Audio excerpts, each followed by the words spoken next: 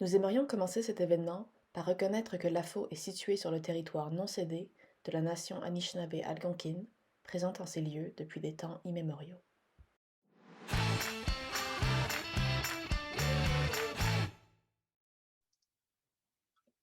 Bonjour à toutes et à tous. Il me fait plaisir d'être parmi vous aujourd'hui au nom de l'Assemblée de la francophonie de l'Ontario, l'organisme rassembleur et la voix politique de l'Ontario français. Je suis Josiane, la directrice des services et programmes à la FO. Nous avons lancé cette série de formations virtuelles au printemps pour vous outiller et vous aider à renforcer vos capacités d'offres actives de services en français. Ces formations virtuelles visent aussi à vous informer et vous sensibiliser sur des enjeux présents au sein de la communauté franco-ontarienne. Aujourd'hui, nous avons le plaisir d'accueillir Ouda Ariski qui va nous parler du storytelling en communication. Ouda est lauréate de la prestigieuse bourse Fulbright. Elle a démarré sa carrière professionnelle en tant que mediapreneur avant de s'occuper des postes de communication externe dans les secteurs privés et publics.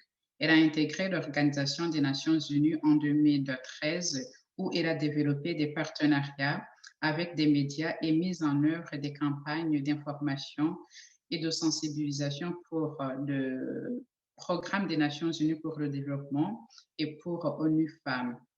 Ouda a également travaillé pour l'Institut international du développement durable basé à Ottawa et à Genève. Depuis janvier 2020, elle enseigne au programme de relations publiques à la Cité collégiale à Ottawa. Je laisse maintenant la parole à Ouda. Merci et bonne formation.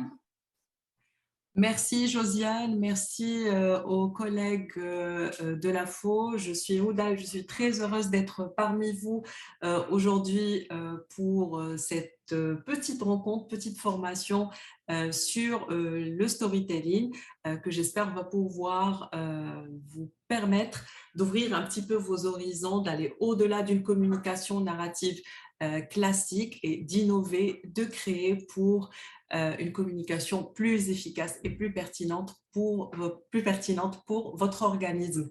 Je tiens aussi à remercier la FO non seulement de nous donner cette opportunité d'apprendre et de former, mais aussi et surtout de rencontrer des acteurs et des actrices importants en Ontario francophone.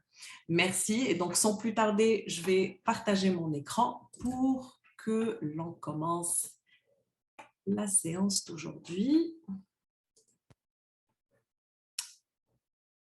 Très bien. Alors, je pense que mon écran est visible maintenant. Je vais juste afficher ma barre des tâches pour que je puisse voir le chat aussi. Alors, je fais ça. Il ne veut pas me montrer le chat, donc pour l'instant, je vais commencer sans ça et je vais demander à Zineb et Camille de me signaler s'il y a des questions dans le chat. Alors, donc là, c'est bon, je le vois, mais je ne vais pas pouvoir tout suivre. C'est une formation qui se veut interactive, participative. Donc, s'il vous plaît, si vous avez des questions ou des commentaires en cours de route, n'hésitez surtout pas à l'écrire dans le chat ou à ouvrir votre micro. Ça me fera énormément plaisir d'y répondre. Donc là, vous voyez, je pense, mon écran. Est-ce que vous voyez ma présentation? Vous pouvez me confirmer, Zineb et Camille? C'est parfait. Oui. Super. Donc, sans plus tarder, on va voir le sommaire ou la table des matières du jour. Donc, on va commencer par le commencement. On va voir les concepts de base de storytelling à travers des définitions et des termes importants à retenir. Ensuite, nous allons plonger un petit peu dans l'histoire de ces techniques et comment est-ce qu'elle est appliquée, pratiquée dans le monde de la publicité, pour ensuite se pencher sur les organismes sans but lucratif et voir comment on peut améliorer les choses à notre niveau. Et bien évidemment, comme c'est une formation interactive, j'aimerais bien qu'on mène une réflexion ensemble sur les opportunités de storytelling pour nos organismes respectifs. Et bien évidemment, on va dédier quelques minutes vers la fin pour des questions ou des échanges. Bien, donc, concept de base de storytelling. On va commencer par une définition de Sébastien Durand, qui a écrit ce livre. Je ne sais pas si vous le voyez, mais je vous le mets en ressource à la fin. Le guide pratique pour raconter efficacement votre marque. Alors, Sébastien Durand dit que le storytelling est une technique qui consiste à mettre en récit ou plusieurs récits, vrais ou les plus vraisemblables possibles, de personnes morales ou physiques, au service d'un objectif stratégique défini en amont, dans le but de capter l'attention ou emporter l'adhésion d'un auditoire. Donc, la définition est affichée à l'écran, mais je vais m'arrêter sur les mots les plus importants de cette définition-là. Alors, tout d'abord, c'est une technique. Qu'est-ce que ça peut bien vouloir dire que le storytelling est une technique? Ça veut dire qu'on ne se réveille pas un jour et on décide de faire du storytelling comme ça, n'importe comment, en écrivant, en produisant des vidéos, en prenant des photos ou autre. Il y a une façon de faire, il y a une démarche, il y a des codes, il y a des pratiques, des exercices, des modèles carrément, des fois pour certains organismes, qu'on suit afin de produire un storytelling efficace et pertinent par rapport à ses objectifs. OK? Donc, c'est une technique. Démarche, façon, code, etc. Ça, c'est clair. Elle consiste en quoi ces techniques? À produire un récit ou plusieurs récits. Donc, qui dit récit, comme je le disais, comme c'était dans la description du cours, ce n'est pas des contes de fées, de princes et de princesses qui commencent par « il était une fois », mais on va aller emprunter les codes des histoires ou des récits, comme on les a connus, comme on les a lus, pour pouvoir effectivement donc produire cette histoire et raconter les messages ou les transformer pour qu'ils soient accessibles à notre public.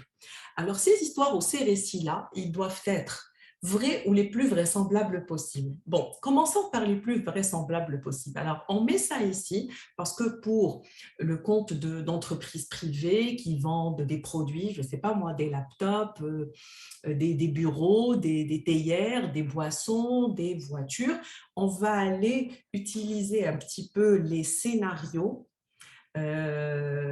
imaginer des situations pour pouvoir parler du produit. En ce qui nous concerne, bien évidemment, on est dans du concret, on est dans du réel, on travaille avec des personnes, on travaille avec des communautés et donc nos récits doivent être vrais, authentiques et réels. Ces récits-là, ils concernent des personnes morales ou physiques, donc dans le cas moral, dans le cas d'entreprise, physique, dans le cas d'histoire humaine. Et tout ça, ça a un objectif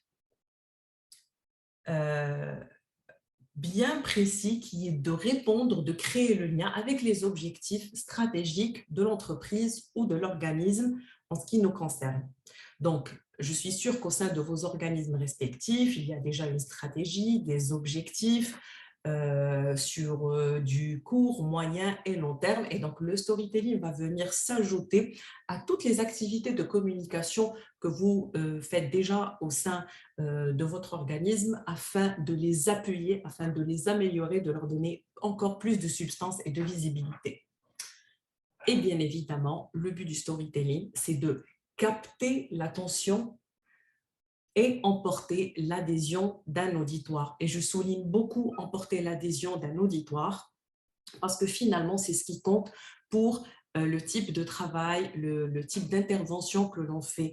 On est là pour informer, sensibiliser, engager des personnes, engager des communautés, alerter l'opinion publique sur des questions importantes de la société et donc emporter l'adhésion d'un auditoire est un objectif qui reste souvent très, très commun, qui est très commun par rapport à toutes les actions de communication. Donc là, on a commencé par cette première définition que j'aimerais bien compléter par une citation de Philippe Payen, qui lui a publié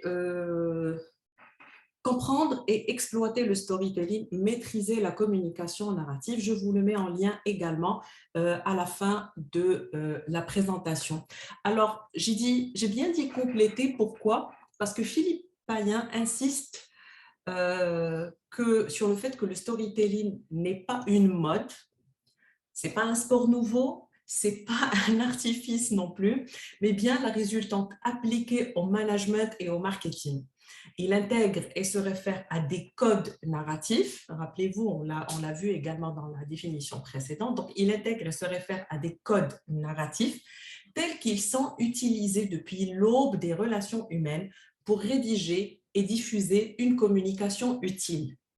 Je pense que là, tout est clair, plus ou moins, mais j'aimerais bien qu'on s'arrête sur l'aube des relations humaines. Pourquoi? Parce qu'on va le voir dans un instant, le storytelling est ancré dans l'histoire de l'humanité.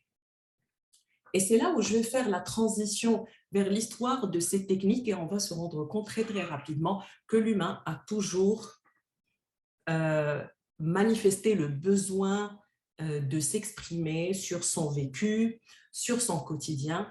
Et ceci a commencé dès la préhistoire avec l'art rupestre, où nos ancêtres ont carrément gravé, dessiné sur les grottes leur quotidien de chasse, de vie, à essayer de survivre, de trouver de la nourriture, etc.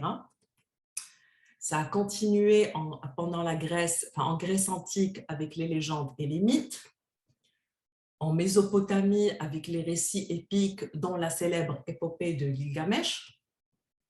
Au XVIe siècle, donc là, grande révélation avec les œuvres de Shakespeare, donc on retrouvait dans le théâtre également. Au XVIIe siècle, avec les contes de fées qui, à l'époque, n'étaient pas forcément des histoires heureuses avec des happy endings où le prince épouse la princesse, etc., etc. C'était souvent d'ailleurs des histoires avec des événements très tristes et très sombres. On continue, donc dès les années 1700, on a l'avènement de la presse écrite. 1731, l'apparition des magazines. 1826, l'invention de la photographie, et vous remarquez que dans la timeline de l'histoire, là, on a, si vous voulez, l'apparition du support visuel à côté de tout ce qu'on a vu donc, avant, dans la tradition orale, écrite, etc. Le premier film, si on peut appeler ça comme ça, le premier film de l'histoire, c'était en 1888. Il ne durait que 2 secondes, mais c'était vraiment un grand moment de l'histoire parce que là, on n'a pas qu'une image figée, mais une image qui bouge, donc de l'action. La radio publique, c'était à partir de 1906. Donc, on a vu le support visuel. Là, on a le sonore et l'audio qui a été très, très, très important pour informer les populations du monde entier sur tous les événements, donc notamment les guerres, etc. 1926, la télévision. Donc, qui dit télévision dit combinaison du son et de l'image.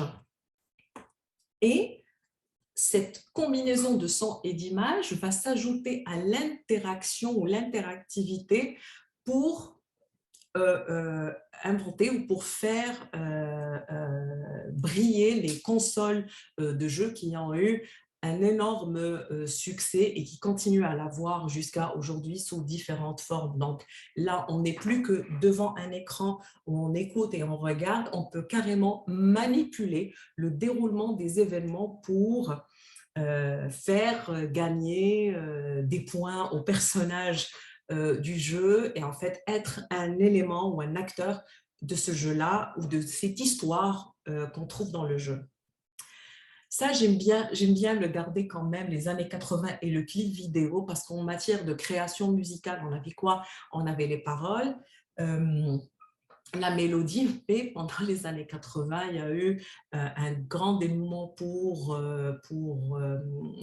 la création audiovisuelle à travers le clip vidéo, qui est une forme donc, de création artistique qui est venue compléter un petit peu les différents hits et les différentes chansons. Et moi, je suis une grande fan des clips et de la musique des années 80. S'il y a d'autres personnes qui sont comme moi, allez-y, mettez-le dans le chat, on va faire peut-être un autre jour une battle du meilleur clip des années 80.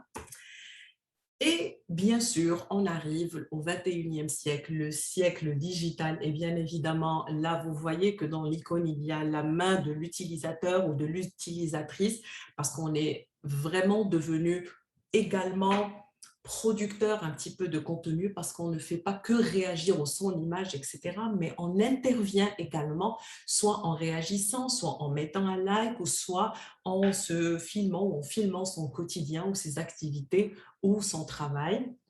Et bien évidemment, je finirai aussi cette histoire de la technique de storytelling avec la réalité virtuelle. Si vous avez déjà essayé ça, la réalité virtuelle, dites-nous dans le chat ou peut-être plus tard ce que vous avez regardé, quelles sont les sensations que vous avez eues. Donc, vous voyez tout ça pour dire que le storytelling n'est pas une mode, c'est pas nouveau, on l'a toujours fait, c'est juste que maintenant le terme est de plus en plus populaire parce qu'on le voit dans la pub, dans le monde des ONG, etc. Et que c'est de plus en plus pratiqué. Et la bonne nouvelle, c'est que c'est de plus en plus accessible à tout le monde. Alors, quel que soit le média, quelle que soit la façon, quel que soit le support, pour persuader un public de son message, on aura recours soit à l'expertise, c'est ce qu'on appelle ethos, donc on va aller parler ou faire dire le message par des experts en la matière. Alors les experts, ça peut être, puisqu'on est en période Covid-19, ça peut être des médecins, des scientifiques, je ne sais pas quel est votre domaine, peut-être des professionnels de l'éducation, de lutte contre la pauvreté. Donc, quand on dit ethos, c'est quand on fait parler des experts afin de persuader, de convaincre le public. On peut aussi décider d'y aller par l'émotion, les sentiments, miser sur l'empathie, sur le partage. Et là, on parle de pathos. Et enfin, logos ou logique, et là, on n'hésitera pas à utiliser des chiffres, des données, des statistiques pour convaincre et appuyer notre argument et notre message. Donc ça, c'est le fameux triangle ethos, pathos, logos. Ethos étant l'expertise, pathos, les sentiments, et c'est là où on va aller miser sur les récits humains. Et enfin, logos, qui donc fait référence aux chiffres ou aux données, aux faits, pour constituer un message. Bonne nouvelle, tout ça, vous pouvez l'employer dans votre storytelling. Et d'ailleurs, le petit défi que je vous lance, c'est essayer de réfléchir au sein de votre organisme, au sein de votre projet, qui pourrait être l'expert ou l'experte pour utiliser ethos. Quels sont les récits humains qui vont vous permettre de miser sur le pathos, ou est-ce que vous disposez de rapports, d'études, de chiffres qui vont vous permettre en fait d'ajouter également logos. Et sachez qu'on n'est pas obligé pour un article ou une production de choisir l'un ou l'autre. On peut tout à fait combiner les trois comme c'est indiqué sur mon schéma pour améliorer sa communication narrative. Bon, on va aller dans le monde de la publicité pour voir un petit peu, s'inspirer, regarder comment est-ce qu'on a pratiqué le storytelling dans le monde de la publicité. Et là, je vais peut-être utiliser... Non, peut-être pas. Vous ne le voyez pas. Alors, si je vous dis le logo de la pomme, là, vous ne le voyez pas parce que mon téléphone est sombre. Si je vous dis le logo de la pomme, ce serait quelle marque? Apple, oui, j'ai Leila Saligan, oui. Alors, le logo de la pomme, très, très connu. On est entouré par cette marque, donc, qui est Apple. On connaît tous leurs produits, etc. Et j'aime toujours prendre l'exemple de Apple quand je parle de storytelling. Alors, je vais vous emmener 37 ans en arrière pour que l'on regarde ensemble le premier spot télévisé de Apple. Je ne vous en dis pas plus, je vous laisse regarder. Le spot dure 1 minute, donc 59 secondes. On va le regarder ensemble. Je pense que ça va fonctionner à partir de mon ordinateur, mais vous pouvez, si vous voulez, le revoir. Je vais mettre le lien dans le chat. Donc, on regarde le spot. Observez très bien, regardez-le une deuxième fois si vous le souhaitez et on se retrouve après 1 ou 2 minutes pour commenter et partager vos impressions.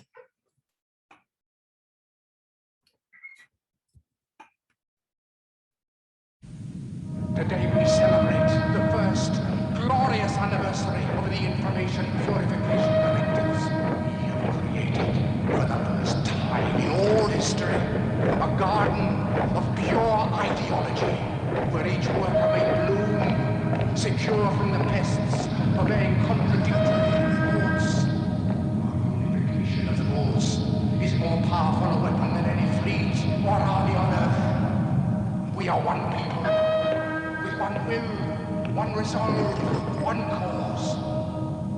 Our enemies shall talk themselves to death, and we will bury them with their own confusion. We shall prevail. On January 24th, Apple Computer will introduce Macintosh. And you'll see why 1984 won't be like 1984. Alors, je vais mettre le lien dans le chat pour tout le monde, donc everyone, si vous voulez le re-regarder.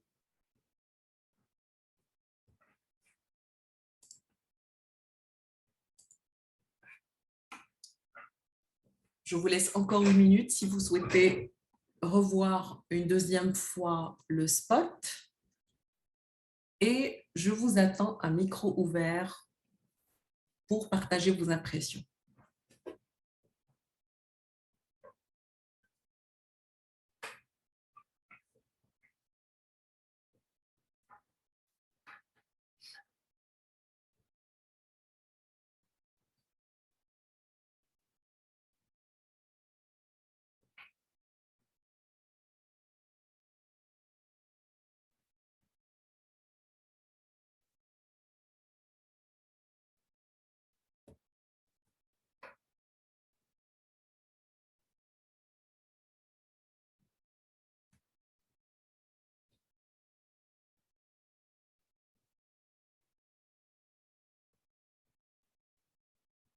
Très bien.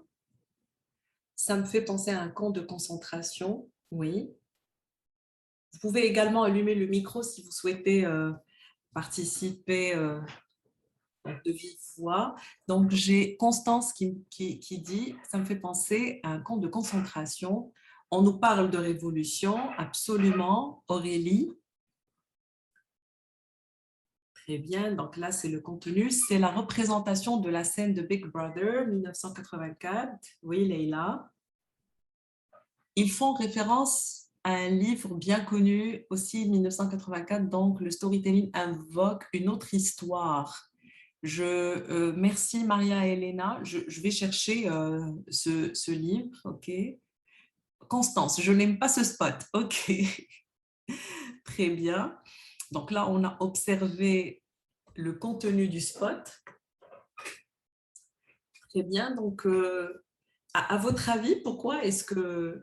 Donc, on aime ou on n'aime pas le spot. Donc, l'idée est claire. Merci beaucoup, Maria. Je peux prendre la parole? Oui, bien sûr, oui.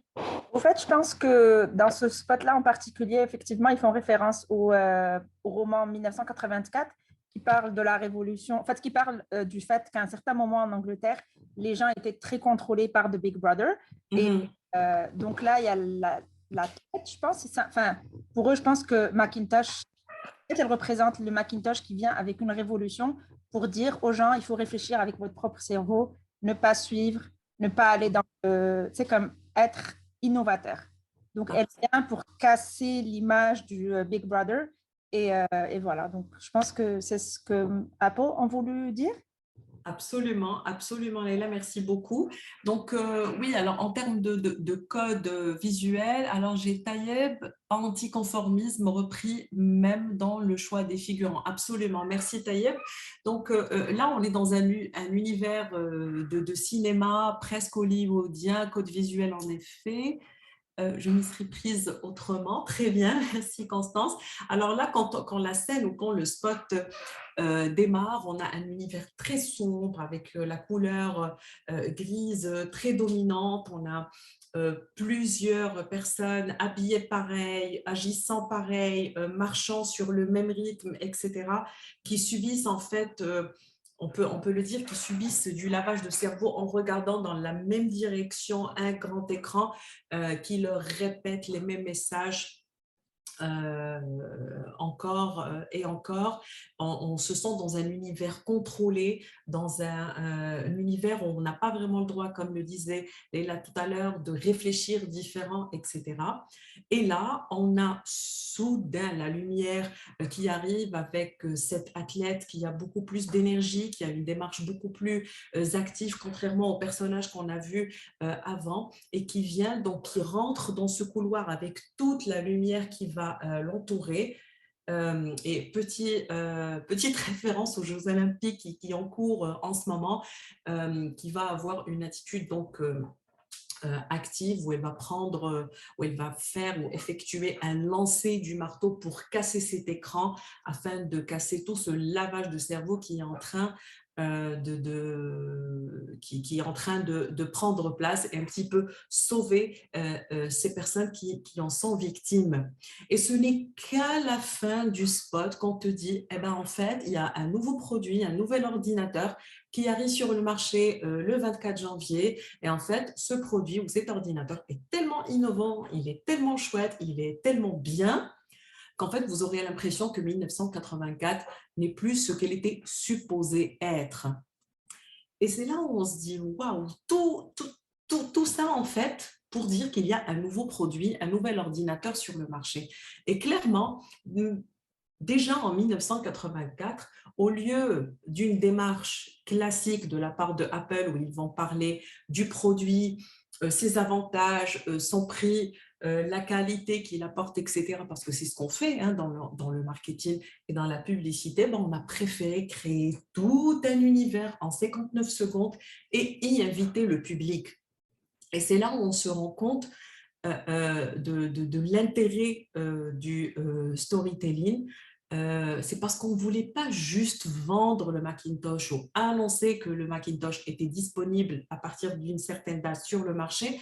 On voulait en fait carrément marquer une fracture par rapport à tout ce qui a pu exister comme ordinateur dans le passé et dire « Hey, regardez, là, on parle vraiment de quelque chose qui est complètement différent. » Mais au lieu de le dire comme ça avec de simples mots, on a carrément fait dans le maximum de la possibilité du storytelling avec de grands budgets, je suppose aussi également pour l'époque, pour marquer le positionnement de Apple et démontrer sa différence dès le départ. OK ? Un autre quiz très, très facile pour donner un autre exemple, pas aussi impressionnant à mon avis, mais un autre exemple, un autre petit quiz très, très facile. Qui est la personne que vous voyez à l'écran? Très facile, celle-là. Hein? Malala, bien sûr. Alors, il s'agit de Malala Yousafzai. Et la raison pour laquelle Malala est souvent présente dans mes cours de storytelling, c'est parce qu'on connaît toutes et tous son histoire. Qui aimerait nous rappeler l'histoire de Malala au micro très, très rapidement? Malala Yousafzai, est-ce que j'ai un volontaire ou une volontaire pour nous rappeler très rapidement en quelques secondes pourquoi est-ce que c'est devenu une célébrité dans le monde? Je peux me lancer? Oui, vas-y, merci. C'est une fille, en fait, qui a été attaquée par le Taliban au Pakistan et malgré cela, donc, elle a résisté et puis elle est devenue combattante. Et aujourd'hui, c'est une militante à l'échelle internationale pour les droits des filles à la scolarité en particulier. Absolument, merci Leïla. Et donc, pourquoi est-ce que l'histoire de Malala est importante? Premièrement, parce que à cause ou grâce à son vécu, à son histoire, elle est aujourd'hui le symbole de la lutte pour la scolarisation des filles dans le monde entier et du coup pour l'égalité. Mais surtout parce que son histoire a été exploitée, notamment par des entreprises privées afin de vendre le produit. Je vous laisse avec l'affiche. Alors, je ne sais pas si elle est assez grande, mais je vais essayer de la décrire en même temps qu'elle est affichée pour que l'on puisse suivre un petit peu ce qui s'est passé. Alors là, il s'agit d'une marque de matelas indienne qui a essayé d'exploiter l'histoire de Malala pour vendre son nouveau produit, donc un matelas. Alors, l'affiche commence en haut à gauche. Donc, on a Malala avec son petit cartable de l'école qui se dirige vers l'école. Elle se fait tirer dessus par les talibans, donc elle tombe. Vous suivez avec moi le curseur, j'espère qu'il est visible. Elle tombe en sang, elle est mal. Donc là, on a la transfusion pour essayer de la sauver. Comme par magie, elle tombe sur un matelas de la marque Herland et ensuite, elle rebondit et elle revit et elle continue son chemin ou sa trajectoire jusqu'à l'obtention de prix et de reconnaissance mondiale pour son parcours. Alors, cette campagne-là, qui a utilisé un storytelling vrai ou le plus vraisemblable possible, comme on l'a vu tout à l'heure, n'a pas du tout fonctionné. Le fait d'essayer d'exploiter, même si Malala s'en sort bien aujourd'hui et que ça va bien, etc., mais le fait d'exploiter la misère ou la mauvaise expérience d'une personne pour essayer de vendre un matelas, bien que l'histoire soit originale, soit hyper intéressante et hyper émouvante, et bien ça a été très, très, très mal pris par le public et ça a mené la marque Herland à retirer cette campagne. En fait, ils l'ont également fait avec d'autres personnages personnalités très connues, y compris Gandhi et y compris Steve Jobs. Mais c'est vraiment le fait d'explorer ou d'exploiter l'histoire de Malala dans leur campagne qui a mis fin à cette campagne-là. Donc là, c'était pour vous dire en fait que même quand on essaie d'être créatif et innovant, il faut vraiment rester vigilant, il faut vraiment faire attention. Et là, vous en avez le parfait exemple qui démontre que ce n'est pas parce qu'on décide de faire du storytelling et qu'on tombe sur la première histoire qui semble intéressante que ça va forcément fonctionner. Mais je vous fais confiance, je sais que vous savez bien faire les choses et puis on a une certaine responsabilité dans nos organismes pour faire les choses correctement. Bien, ben on y arrive pour les organismes sans but lucratif. Donc, vous allez me dire, oui, forcément, Ouda, pour les entreprises privées, pour les grandes marques, etc., c'est plus facile parce qu'elles ont de grands budgets et des équipes créatives qui leur permettent de produire de super spots, de faire de superbes affiches, etc. Mais bien sûr, nous sommes d'accord, nous ne sommes pas appelés à produire à cette taille-là ou à cette échelle-là, mais le but ici était surtout de montrer des exemples, de voir comment est-ce que même les plus grandes marques pratiquent le storytelling, parce que je vous rassure, nous, on le fait différemment au niveau des associations ou des ONG, des OSBL, et nous, on le fait en écrivant, en rédigeant des articles. C'est ça, en fait, notre base de départ. Et c'est en regardant cet aspect-là que l'on va pouvoir aussi faire le storytelling et rendre notre communication plus pertinente. Alors là, je vais faire appel à vous pour essayer de voir un petit peu quels sont les différents contextes dans lesquels vous évoluez, etc. J'ai 3 questions à vous poser et je pense que Zineb ou Camille vont partager avec vous le Slido pour que vous puissiez y répondre. Voilà, donc j'ai mis dans le chat le lien. Oui, donc voilà. C'est plus facile dans le lien par le code QR qui est sur votre écran. Est-ce que j'arrête le partage de mon écran, Camille, en attendant? Tu n'es pas obligé parce qu'on est toutes les deux, on peut partager Ah, notre ok, vue. d'accord. Moi, donc, je n'ai pas la même vue que toi.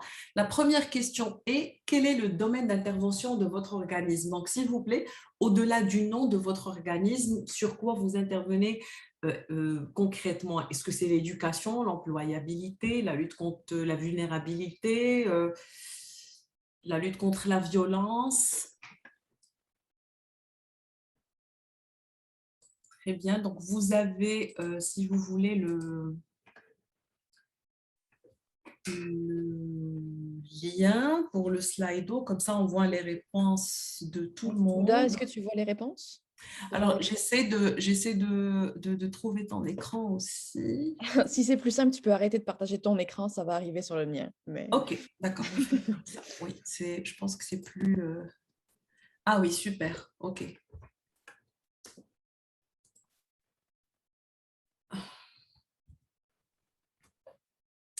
Le français au Canada, et je ne suis pas certaine que ça marche. Ok. Culture et patrimoine francophone, petite enfance, très intéressant, éducation communautaire, éducation santé, multiculturalisme, service auprès des personnes ayant une déficience intellectuelle. Très bien. J'essaie de prendre note. Francophone, éducation communautaire. Très bien. Je vais peut-être demander plus de détails plus tard, peut-être, à la personne qui a mis éducation communautaire, multiculturalisme. Très bien. Je pense que nous avons suffisamment de réponses. Ah, sinon, il y en a une autre. La francophonie auprès de la jeunesse canadienne en contexte minoritaire. Très intéressant, super. Bien, est-ce qu'on peut passer à la deuxième question? Alors, la deuxième question, c'était... est-ce que votre organisme a un site web et ou des comptes de réseaux sociaux? Donc, les réponses possibles, c'est soit réseaux sociaux, site web, ou les deux. Ben, si c'est aucun, ça m'étonnerait quand même que ce soit aucun chez les participants d'aujourd'hui, mais on va rien cocher. Si c'est aucun, on ne coche rien. Les deux, super, excellent. Très bien. Nous avons combien de participants, en fait, Camille, Zineb? On est combien aujourd'hui? 26 au total. Super. Bien. Donc, pour l'instant, la majorité ont répondu les deux. C'est génial pour la suite de la formation.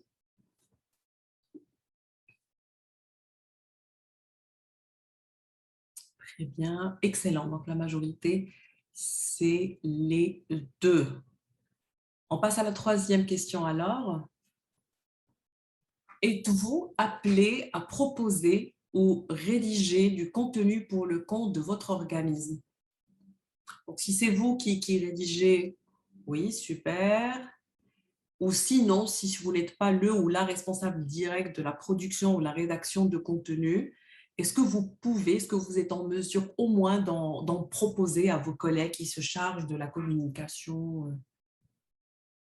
Alors, pour l'instant, on a 9 personnes qui ont répondu oui, donc rédiger ou proposer. Très bien, donc je suppose que tout le monde est concerné. Excellent.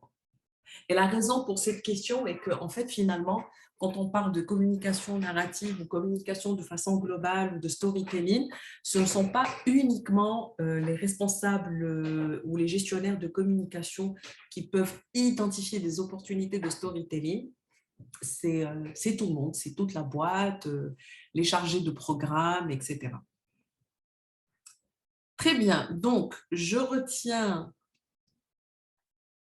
que tout le monde est appelé à proposer et rédiger du contenu, qu'au sein de vos organismes respectifs, vous avez non seulement des comptes de réseaux sociaux, mais également des sites web pour lesquels vous êtes appelé à proposer ou rédiger du contenu. Excellent. Donc, je reviens à ma présentation maintenant. Merci. Alors, je vais revenir au partage. Screen number 2.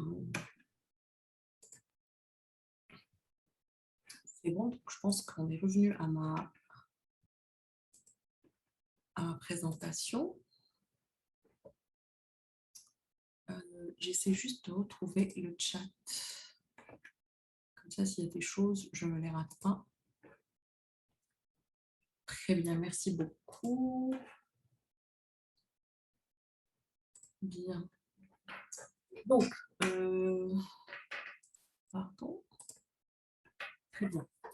Donc, merci d'avoir répondu aux questions. Je vais vous demander de retenir certaines choses pour que l'on puisse faire la réflexion ensemble après. Donc, la plupart des associations, des OSBL sont souvent appelées à écrire des articles d'actualité afin d'informer leur public sur les différentes activités menées au sein des différents projets et programmes.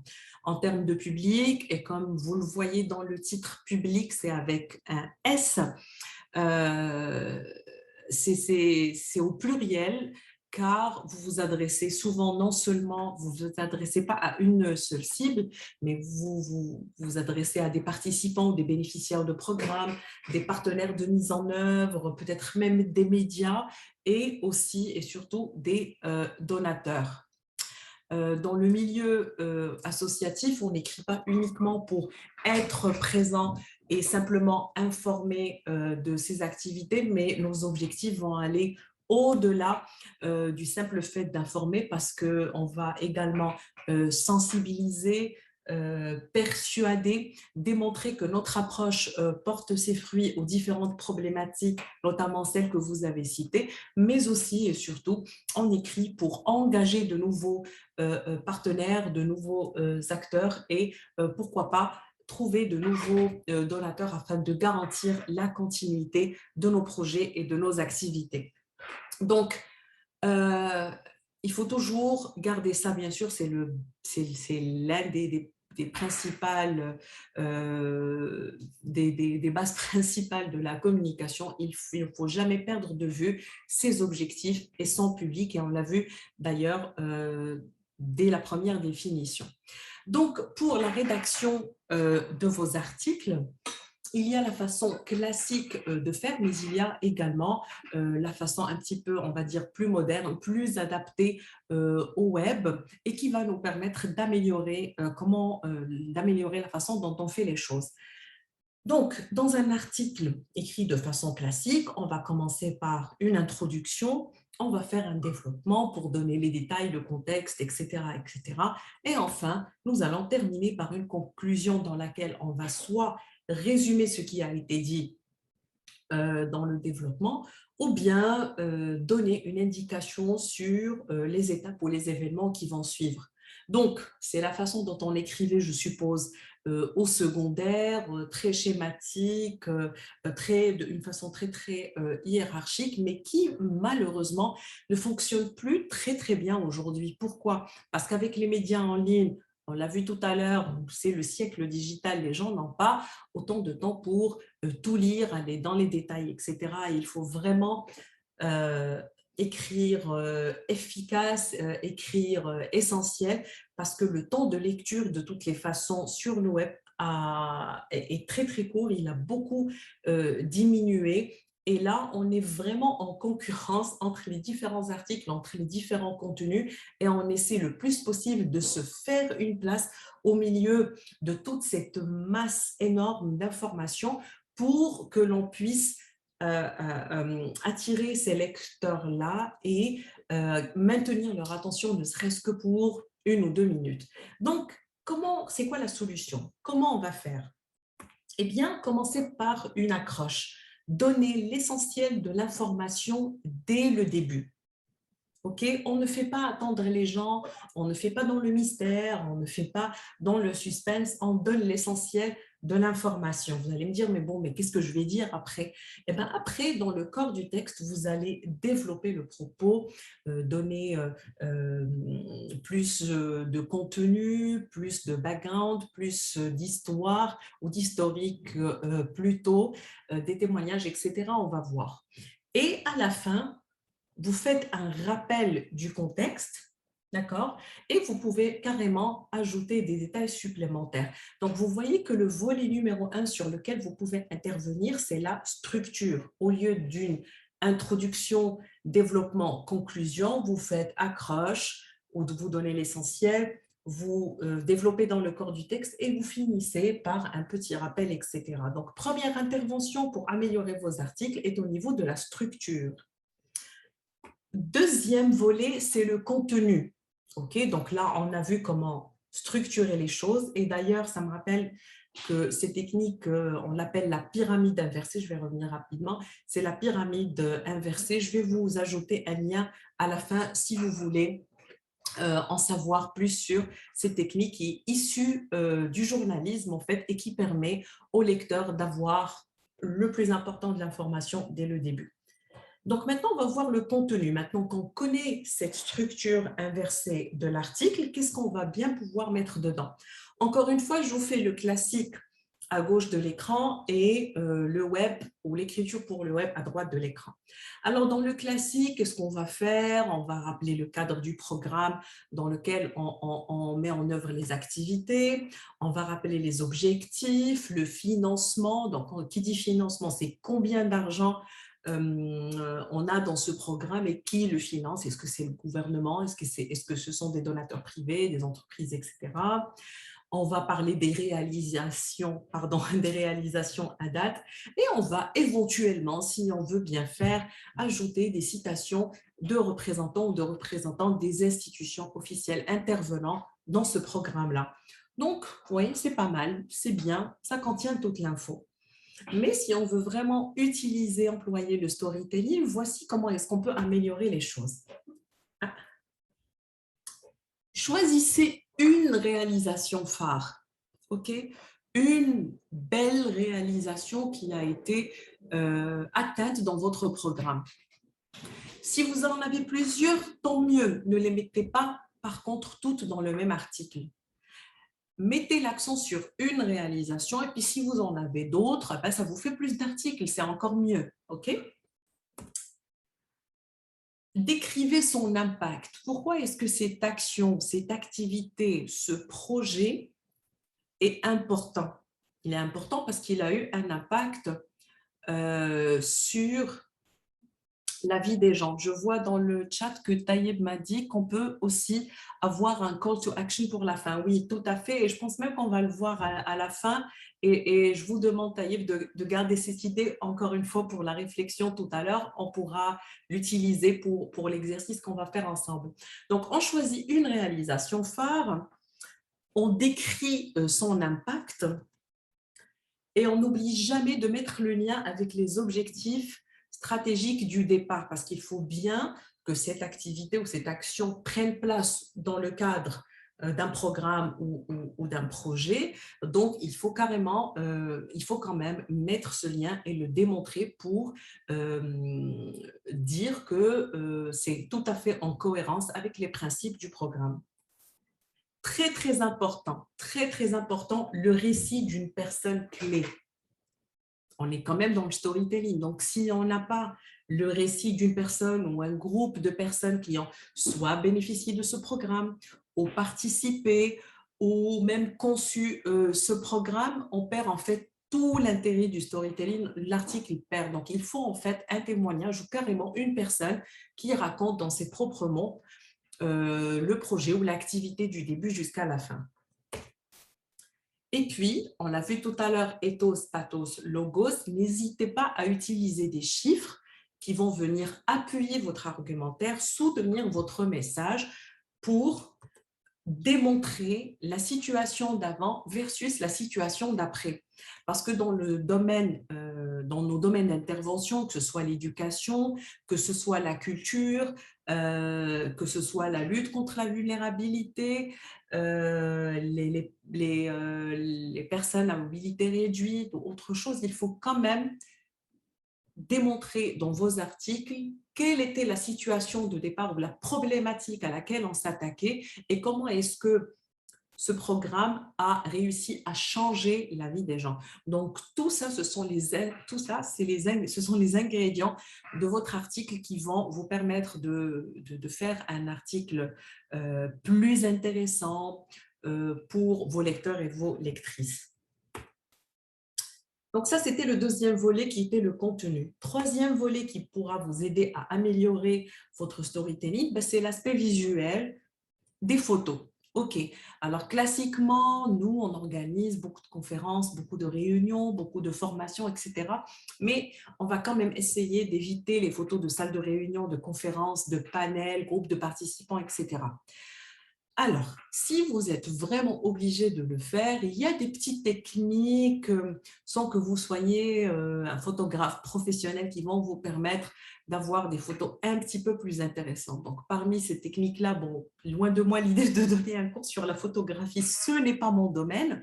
Au lieu de prendre une photo plan large d'une salle de conférence, on va aller peut-être se rapprocher de la personne qui prend la parole ou prendre la photo en mode close-up du panel d'intervenants et d'intervenantes en choisissant un angle bien précis. Vous le voyez dans les sites de grandes organisations internationales qui organisent beaucoup de conférences. Oui, ce n'est pas l'idéal, mais si vous êtes obligé, vous pouvez toujours le faire légèrement différemment pour que vos photos apportent une autre touche et vous appuient dans votre storytelling. Donc, qu'est-ce qu'on va privilégier comme photo? Privilégier les portraits, donc individuels ou de personnes clés. Donc, la personne qui va, par exemple, faire le témoignage ou raconter son vécu, etc., on va pouvoir prendre un portrait. Et bien sûr, assurez-vous d'avoir le consentement de la personne pour l'utilisation de l'image, très important. Si c'est une conférence, vous pouvez prendre en photo la personne qui intervient au micro en mode rapproché, close-up. Et si, par exemple, vous travaillez, je vais dire, aller avec des agriculteurs ou des infirmiers, des infirmières, vous pouvez les prendre en photo dans leur environnement de travail, donc que ce soit à la ferme ou à l'hôpital, etc. Parce que c'est toujours beaucoup plus intéressant, ça rajoute vraiment au storytelling de voir la personne en question dans son environnement dont on parle en fait dans l'article. Donc, je répète, 3 volets que nous avons vus pour améliorer vos articles. 1, commencez par la structure. Donc, au lieu de intro, développement, conclusion, on inverse les choses.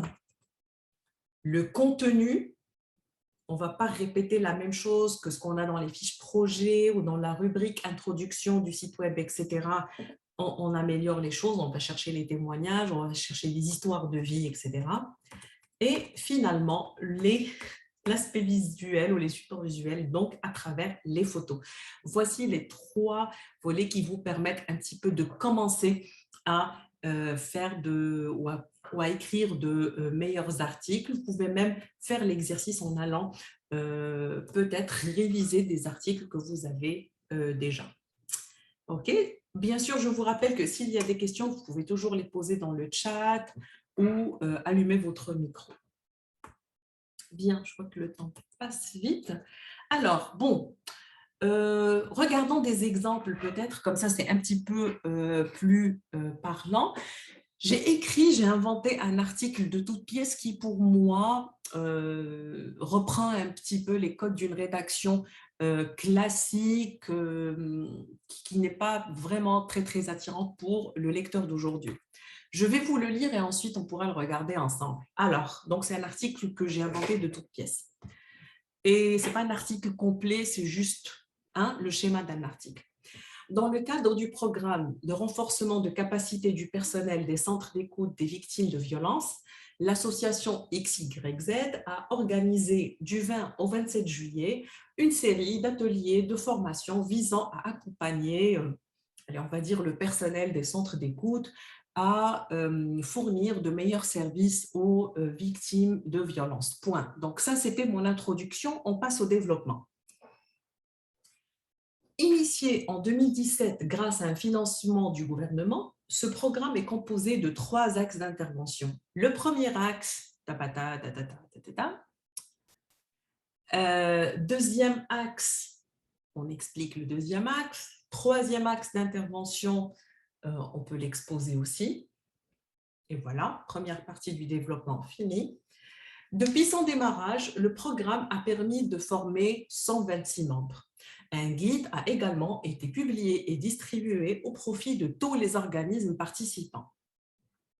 Pour Madame Ouda Areski, je me suis autoproclamée directrice de l'association XYZ. Cette formation vient compléter un cycle de formation innovant qui a porté ses fruits au niveau des centres d'écoute, etc., etc., etc. Donc ça, c'est pour mon développement.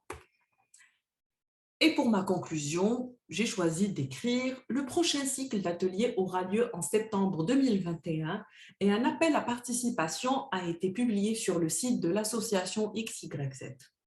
Pour plus d'informations, consultez notre rubrique projet. » Donc ça, c'est un petit peu une tentative de montrer un article classique, etc. Qu'est-ce que vous en pensez ? Entre-temps, j'ai reçu une question. S'il vous plaît, comment faire pour motiver les gens à accepter de faire des témoignages authentiques pour nos storytelling? Très bonne question. Alors, si vous permettez, je vais peut-être répondre à la question de Lévite avant qu'on revienne à l'article.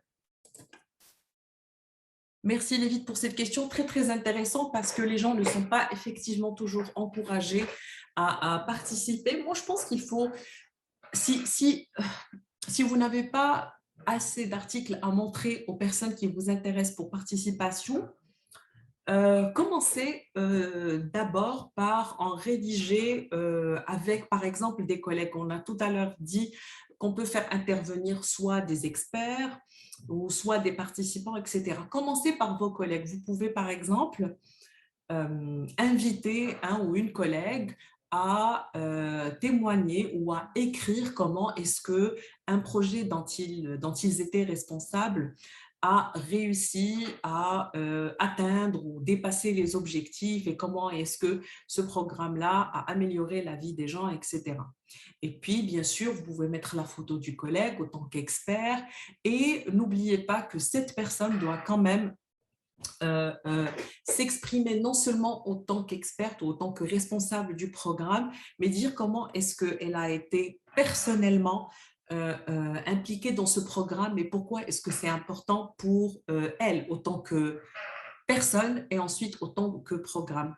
Donc, vous pouvez commencer par préparer un petit paquet d'articles avec des personnes qui n'auraient pas de résistance à participer. Et une fois que vous commencez à élargir les possibilités de participation, vous pouvez montrer aux personnes, vous leur dites que c'est pour votre site web, que rien ne sera publié sans leur consentement et que voici le format final auquel ils devraient s'attendre. Et en général, quand les personnes sont convaincues de la mission de votre association ou de votre organisme, qu'ils ont participé activement, etc., en général, ça leur fait plaisir de participer et de faire partie ou de contribuer aux efforts de communication autour de votre domaine d'intervention. J'espère que j'ai répondu à votre question, Lévite, et s'il y a d'autres éclaircissements, ça me fera plaisir. Alors, est-ce que vous avez eu le temps de… Merci à toi. Est-ce que vous avez eu le temps de regarder cet article? Je regarde aussi l'heure pour ne pas trop déborder. Que pensez-vous de mon article? Comment le trouvez-vous? Lent. Pour une fois, j'ai essayé de faire très, très court. Trop long, trop d'informations selon Aurélie. Alors là, on n'est même pas dans la taille recommandée qui est 500 à 600 mots. L'article est très factuel, pas d'émotion. Exactement, Sophie. Trop long, trop d'informations selon Aurélie et selon Sophie, l'article est très factuel, pas d'émotion. Tout à fait, c'est exactement ça. On cite la directrice de l'association. Je suis sûre que la directrice de l'association, Ouda Areski, on se demande qui elle est celle-là, ben, sa photo est déjà sur le site web. Si le site web doit déjà avoir le mot de la directrice ou de la présidente, on a certainement assisté à ces discours. Zineb a dit les lecteurs risquent de se lasser vite, oui. Et puis finalement, qu'est-ce qu'il contient comme information pour revenir à la contribution de Sophie? Ben, les objectifs du programme, combien le programme coûte, combien de personnes il va former. Alors, tout ça, ce sont des informations que je peux lire dans la fiche du projet. Vous savez, je pense que la majorité des sites web d'associations ont une rubrique où on a la liste de tous les projets avec toutes les informations techniques les concernant. Ben moi, en tant que lectrice, franchement, pourquoi je vais aller perdre mon temps à aller lire toutes ces informations-là alors que je peux tout simplement les trouver dans une fiche avec énumération, etc. OK? Donc, pour un exemple de comment est-ce qu'un article peut être mieux rédigé et contenir des informations moins factuelles, on va peut-être aller voir au niveau, on va aller consulter des sites externes. Je pense que vous voyez toujours mon écran. Là, je vais fermer Apple. Et est-ce que vous voyez toujours mon écran? Je suis sur le site d'ONU Femmes. Oui, c'est parfait. Super. Alors, je vais vous montrer l'exemple d'un article qu'on a décidé de rédiger autrement. Alors, j'espère que vous voyez bien, mais je vais surligner les parties qui nous intéressent. Donc, déjà, je parcours la structure. J'ai un grand titre. Ici, j'ai ensuite une accroche. J'ai la date. J'ai une jolie photo d'un jeune homme et d'une jeune femme. Ensuite, du texte. Je vois ici que j'ai des guillemets, donc je comprends qu'il y a des citations. Une deuxième photo. Et ensuite, une conclusion. Très bien. Allez, regardons de plus près maintenant ce que ça donne.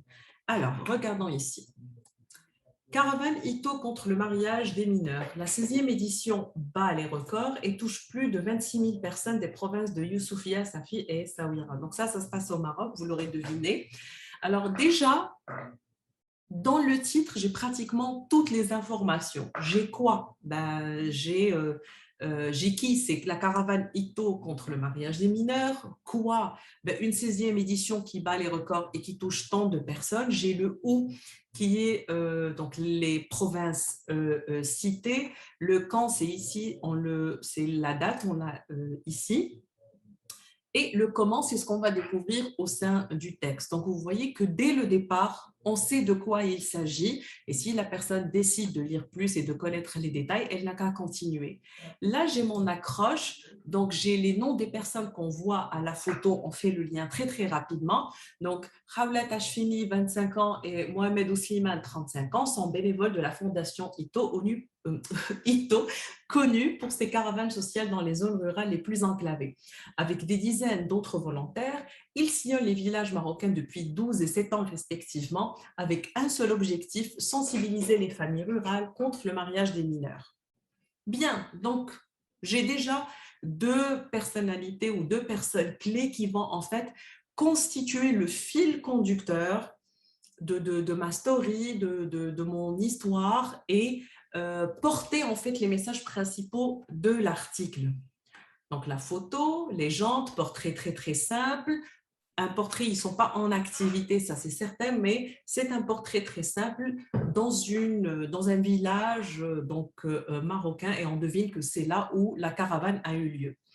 Et je commence directement par une citation ou par le témoignage de Mohamed qui dit « Je suis originaire du village d'Imilchil. Enfant, je voyais des filles de mon âge mariées par leur famille et parfois même divorcées en étant toujours mineures. Malgré mon jeune âge, je savais que ce n'était pas normal. » Se rappelle Mohamed, tatati, tatata. Donc en fait, on explique pourquoi est-ce que ce volontaire s'est engagé, on revient un petit peu dans son histoire, on revient dans son vécu d'enfant, car il nous explique que c'est une idée qui le tracasse depuis qu'il est enfant.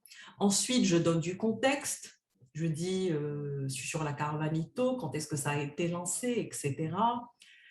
Je parle des bénévoles, et donc tout ça, ce sont des opportunités pour donner plus de substance, plus de contexte. Ici, on a le témoignage de la deuxième personne. Ici, donc on va le lire rapidement aussi, qui nous explique, donc là, on va ajouter une information supplémentaire qui explique comment est-ce que le travail se déroule, le travail de volontariat se déroule. Alors, il dit « J'administre le questionnaire social aux femmes et m'isole avec celles qui sont victimes de violences pour qu'elles puissent se confier. Je m'assure aussi de les orienter vers les structures d'accueil et les services légaux qui leur sont dédiés. Pour cela, j'ai suivi plusieurs formations avec la Fondation et aujourd'hui, je fais partie des activistes qui font la caravane annuellement. » Donc là, on a rajouté d'autres éléments, explication du déroulé pour éventuellement les personnes qui seraient intéressées. Alors, il faut dire que dans le contexte de cette fondation Ito, la présidente est une personnalité très, très connue auprès de l'opinion publique et des médias. Mais ici, ce n'est pas à elle qu'on a donné la parole en premier. On a préféré commencer par les volontaires parce qu'elle est déjà très connue, elle est invitée aux télévisions et aux radios, etc. On a préféré la laisser au second plan pour la montrer en action avec les personnes concernées, avec les participants du programme et ajouter une petite citation très très courte et on a préféré mettre la lumière sur les volontaires. Et puis, bon, puisque c'est le site d'ONU Femmes, on prend une citation de la représentante d'ONU Femmes sans pour autant mettre sa photo. Pourquoi? Parce qu'on est sur le site de cette organisation et on n'a pas besoin de rajouter des photos de son représentant ou sa représentante officielle. Et comme je le disais tout à l'heure, à la conclusion, qui sera très très courte, je ne fais qu'un rappel du contexte, qui est la 16e édition de la caravane Ito s'inscrit dans le cadre d'un partenariat entre ONU Femmes et le gouvernement du Canada qui finance un programme de 4 ans pour la prévention et l'intervention améliorée en cas de violence faite aux femmes et aux filles au Maroc. Je n'ai pas besoin d'en dire plus parce que quelque part sur le site, je vais pouvoir trouver des informations détaillées sur ce programme-là. Un autre exemple, alors, et cet exemple-là rejoint un petit peu ce que je disais tout à l'heure à Lévite. Donc là, en fait, on a pu parler à des volontaires de cette caravane qui ont donné leur témoignage, etc. Il y a d'autres programmes où on a réussi, bien sûr, à directement s'adresser aux participants, participantes et bénéficiaires qui ont accepté de témoigner, de partager leurs photos. Je pense que j'ai des exemples ici aussi. Mais vous pouvez également, comme je disais tout à l'heure à Lévite, faire appel à une personne qui intervient, qui travaille dans le programme pour partager son récit et son témoignage. Là, c'est l'exemple parfait. Donc, cette série s'appelle « Les visages du leadership ». Ça pourrait vous inspirer également. Rencontrer Fanta Diamande, une médiatrice de la paix active au niveau local en Côte d'Ivoire. Donc là, ce n'est pas un bénéficiaire ou une bénéficiaire, c'est une personne qui fait de la médiation, c'est une experte de la question femmes, paix et sécurité et qui livre aussi son témoignage. Et j'aime beaucoup ce qu'ils ont fait ici. Donc là, au milieu, on a bien sûr le témoignage de la personne, on donne le cadre, on raconte l'histoire, etc. Et à droite, dans un encadré gris, on accompagne le storytelling par des faits qui peuvent toujours intéresser les partenaires, etc. Donc voilà ici 2 exemples provenant de la même organisation qui sont légèrement différents sur comment est-ce qu'on peut faire du storytelling autour de soi. Y a-t-il des questions avant que je ne revienne à la présentation? Des questions, des commentaires aussi?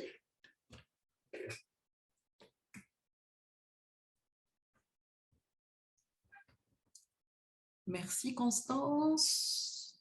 Donc, si je n'ai pas de questions, je vais vous lancer le défi parce que je vois que le temps passe vite. Je voulais vous montrer d'autres exemples un petit peu qui opposent le classique à la rédaction web. Mais maintenant, je vous mets au défi puisqu'il ne nous reste pas beaucoup de temps et que j'ai encore beaucoup de choses à discuter avec vous. Alors, si je vous mettais au défi maintenant et que je vous disais à vous, comment peut-on améliorer ce texte en s'inspirant des 2 exemples qu'on vient de voir, des 2 articles qu'on vient de voir. Donc là, on a On a le texte. Bien sûr, je ne vous demande pas de prendre un cahier, un stylo et de commencer à réviser le texte que j'affiche à l'écran, mais lancez-moi au micro des idées ou dans le chat si vous préférez, de comment est-ce que les mêmes messages que nous avons dans cet article plutôt classique, que vous avez trouvé trop long, que vous avez trouvé contenir trop d'informations, qu'est-ce qu'on peut faire pour le rendre plus intéressant? Et je vous donne l'autorisation de zapper Ouda Ariski, la directrice de l'association. Vous avez l'autorisation de ne pas l'inclure dans la nouvelle version de l'article. On peut résumer l'article, prendre juste l'essentiel. Alors, l'essentiel, c'est quoi justement? C'est quoi l'information essentielle qu'on a envie de communiquer ici? Parce que là, comme le disait, je pense, Aurélie, trop d'informations. On parle des objectifs, on parle du financement, on parle des axes. Mais si on devait prendre la réalisation phare de cette activité, parce que forcément, un programme ne va pas être mis en œuvre en une seule fois. Et il y aura plusieurs étapes, et il y aura plusieurs activités. Et c'est pour ça que je disais, si vous faites beaucoup de choses dans le cadre de votre association, tant mieux, parce que chaque réalisation ou chaque activité va faire l'objet d'un article. Sophie, alors Sophie me propose d'ajouter un témoignage, soit d'un ou un intervenant, une intervenante d'un centre d'écoute, ou encore le témoignage d'une victime. Super, donc là, Sophie a déjà identifié 2 pistes. On peut soit aller à la cible directe qui est l'intervenant qui a suivi cette formation et dire comment cette formation l'a appuyé ou l'a aidé à mieux faire son travail, ou bien carrément une victime. Les victimes de violence, je pense que c'est souvent un petit peu plus complexe pour avoir accès, pour avoir les autorisations, mais si c'est possible, on peut l'utiliser aussi. Donc, on peut, très bonne idée, aller directement chez les personnes qui ont été formées. Ça pourrait être sous anonymat. Oui, Sophie, oui, bien sûr, ça peut se faire de façon anonyme pour les survivants de violences. Et moi, je recommanderais d'utiliser, d'essayer le plus possible d'avoir des personnes qui peuvent témoigner. C'est pour ça que c'est plus facile d'aller auprès des experts, auprès des participants, des fonctionnaires, etc. Mais ça reste une option également. Donc, très bien. Donc, témoignage. Le chiffre, on le garde. Combien de personnes on a formé? On garde ça. On peut utiliser le format d'élite, comme dans les articles journalistiques, le qui, quoi, quand, par exemple, Absolument. la date est importante à mentionner. Absolument. Et tout ça, on le met au début. Alors, Aurélie me propose de commencer par participer au prochain cycle d'ateliers thème, date et lien vers la rubrique pour s'inscrire. Excellente proposition. Et celle-ci, donc cette proposition de commencer par l'appel à l'action, par la participation au prochain cycle de formation, parce que bien évidemment, notre objectif maintenant, c'est de faire bénéficier le maximum de personnes de ce cycle de formation.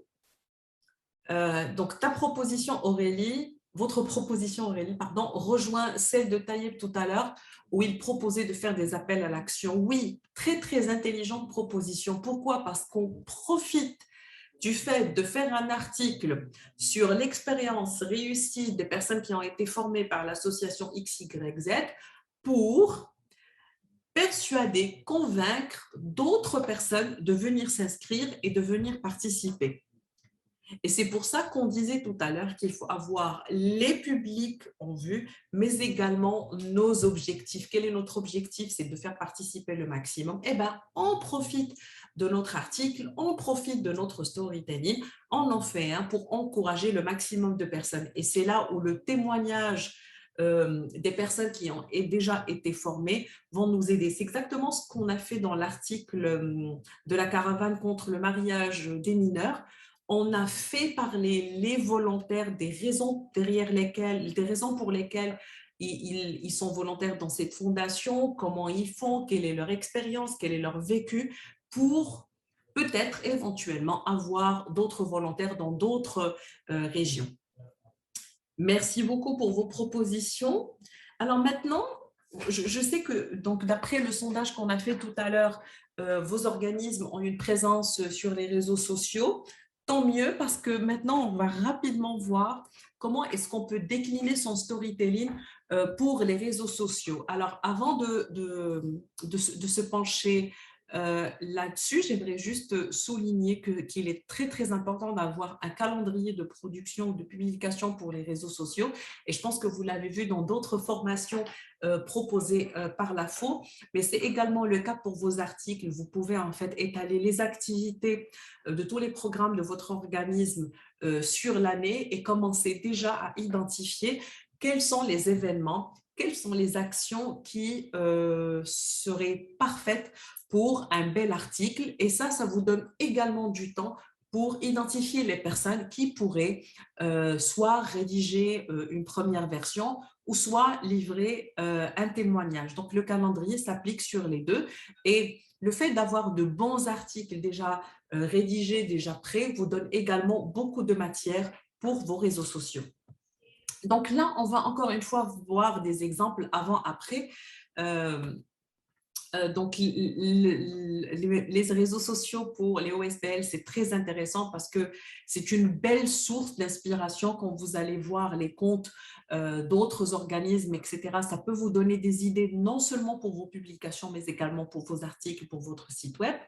Ça vous permet bien évidemment de maintenir le contact avec votre public, que ce soit les participants, les donateurs, les partenaires, et bien sûr de diversifier le contenu. Pourquoi est-ce que je parle de diversification de contenu pour les réseaux sociaux? Parce que vous n'allez pas mettre uniquement le résumé de votre article, mais vous allez pouvoir, par exemple, faire une carte citation d'une personne qui a, par exemple, participé à un programme. Vous pouvez mettre une statistique importante pour votre domaine d'intervention ou bien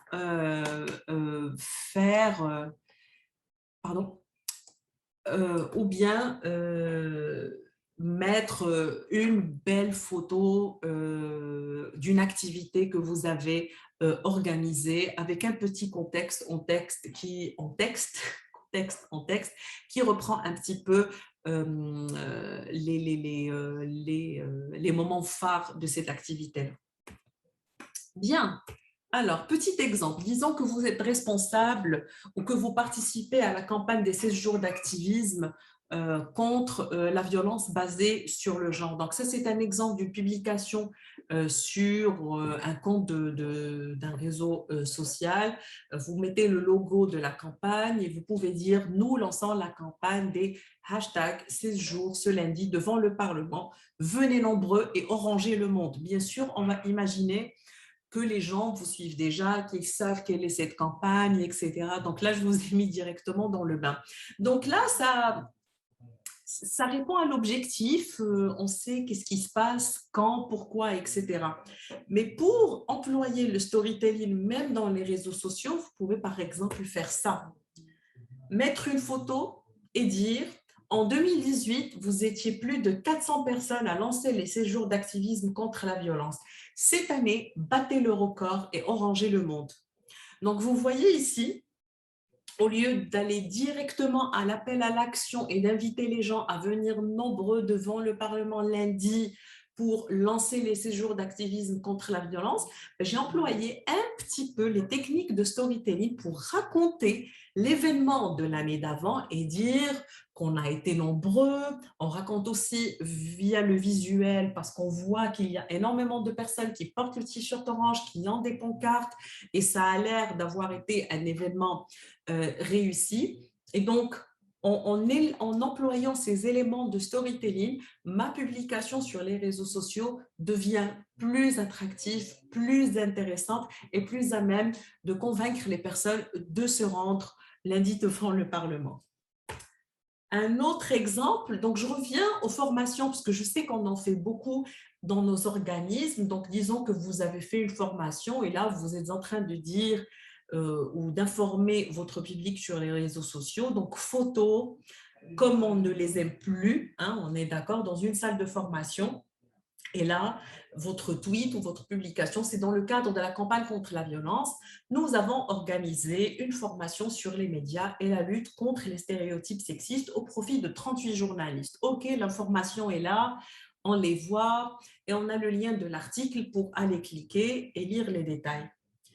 C'est quand même mieux si on a une journaliste qui a participé à la formation et que c'est elle qui intervient également dans la publication sur le média social. Et là, elle pourrait par exemple dire, c'est un vrai article qui existe. En tant que journaliste, je considérais la question de la violence à l'égard des femmes comme un fait divers, un phénomène qui n'affecte que les femmes vulnérables. La formation m'a aidé à voir les choses sous un autre angle. On met son nom, Nesrine Chariki, journaliste à chaîne 3, a pris part à une formation média contre les stéréotypes sexistes avec le lien de l'article qui est écrit en suivant les techniques de la pyramide inversée et qui va nous donner directement l'essentiel de l'information. Donc, vous voyez que ces petites techniques sont utiles non seulement pour vos articles, mais également pour les publications de réseaux sociaux. Les uns alimentent les autres. Si vous avez de bons articles, vous aurez de la bonne matière supplémentaire pour vos réseaux sociaux et vice-versa. Ces réseaux-là peuvent vous inspirer pour de nouvelles pistes d'articles, d'histoires humaines à rédiger, à produire avec vos collègues. Maintenant, j'aimerais bien me tourner vers la salle et vous inviter à une réflexion sur les opportunités de storytelling dans vos organismes respectifs. Je regarde l'heure. Il est 14h54 chez moi. Alors, pour vous guider, l'idée, en fait, c'était que vous partiez déjà aujourd'hui avec quelques pistes, quelques idées, si vous voulez bien les partager avec nous. Voici des pistes de réflexion.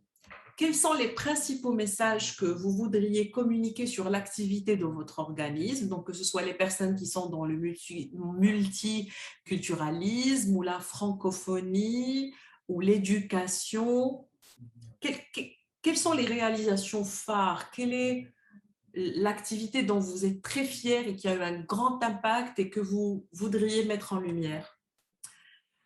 Pensez-vous déjà à des personnes ou un groupe de personnes qui peuvent participer? Et là, ça rejoint ce que Lévite demandait tout à l'heure pour la motivation. On pourra bien sûr en rediscuter. Et avez-vous accès à ces personnes? La question d'accès est très importante et la question du consentement, de l'autorisation d'utiliser leurs informations et leurs photos l'est également. Donc, vous pouvez allumer vos micros.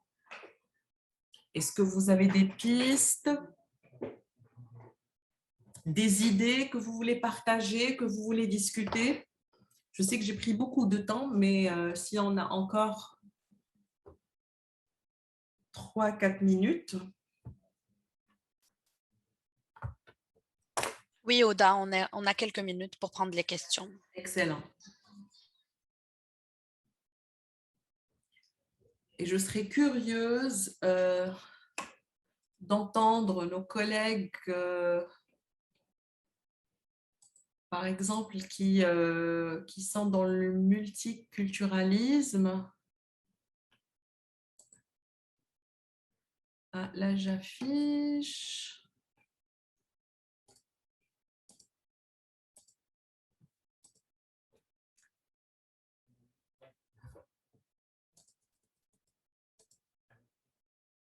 Avez-vous des questions aussi, si vous n'avez pas forcément des idées ou je vous entends.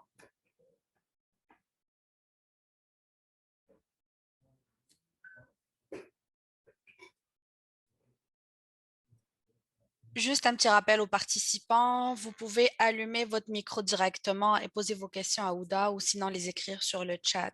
On est en mode réunion.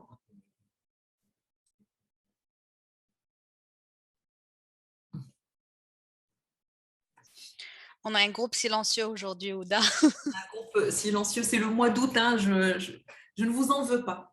On est en août, il fait un peu chaud, donc, mais j'espère au moins que vous partirez avec de l'inspiration, avec des idées, mais surtout, avec la confiance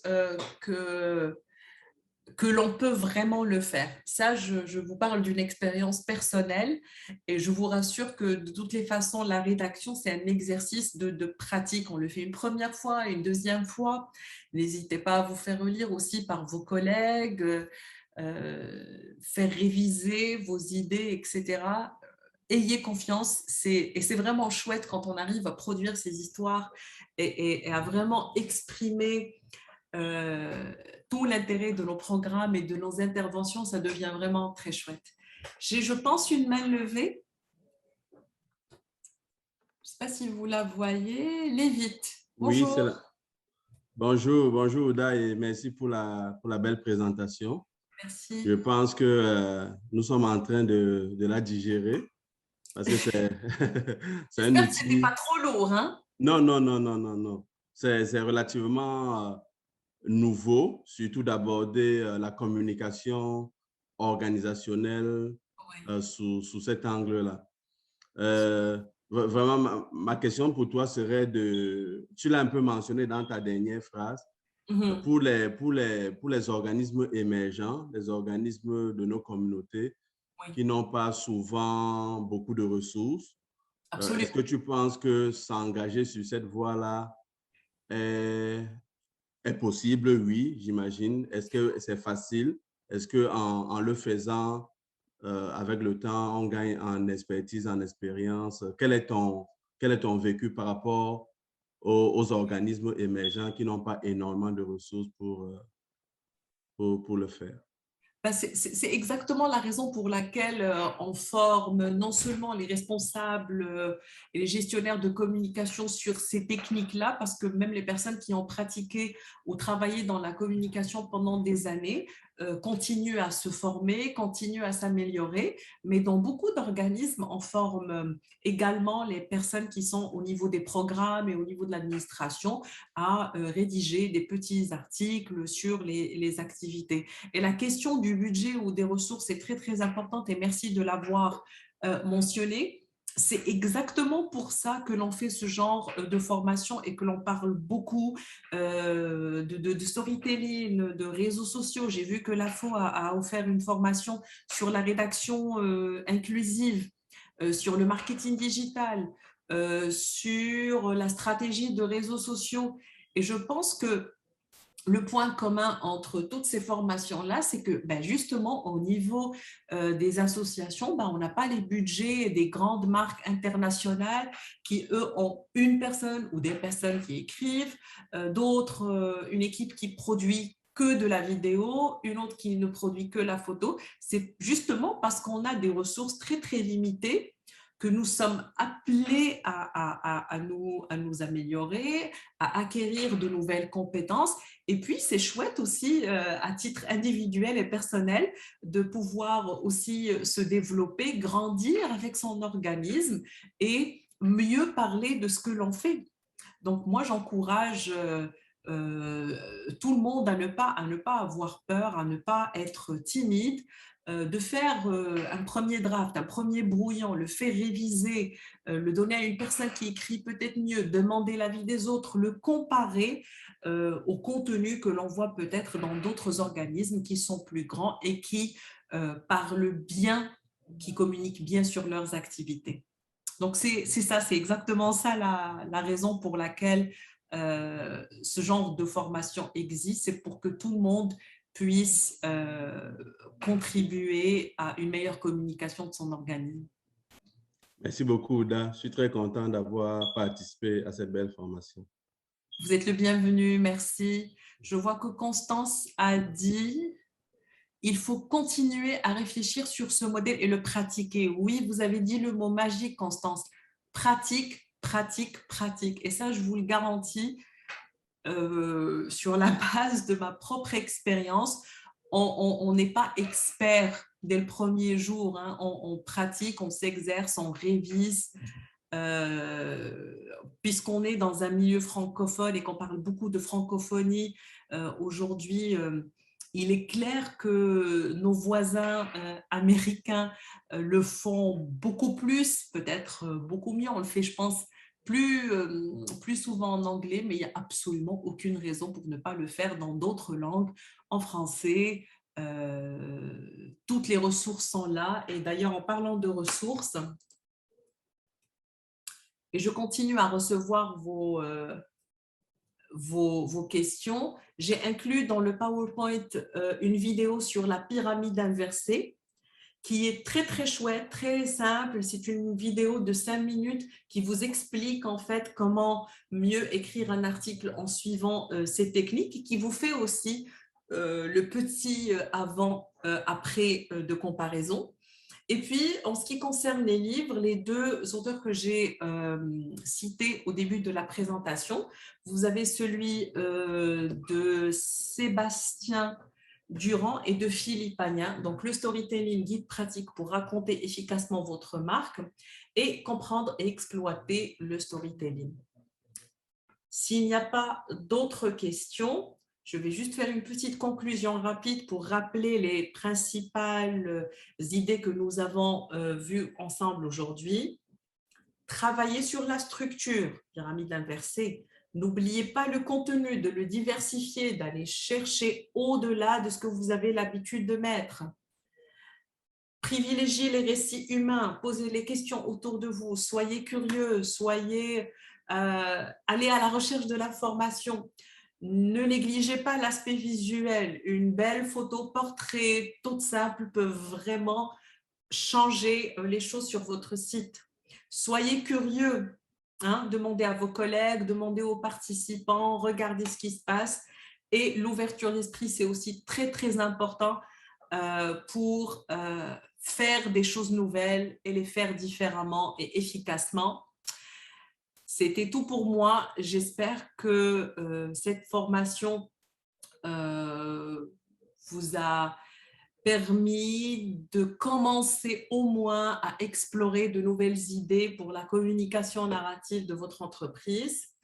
Gardez le contact, je suis sur LinkedIn, je suis sur Twitter et voici également mon email. Ça me ferait plaisir de garder le contact avec vous et faire de nouvelles connaissances dans le milieu franco-ontarien. Merci beaucoup, Ouda. C'était une formation très, très intéressante. Alors, on a encore 3 ou 4 minutes si vous avez encore des questions.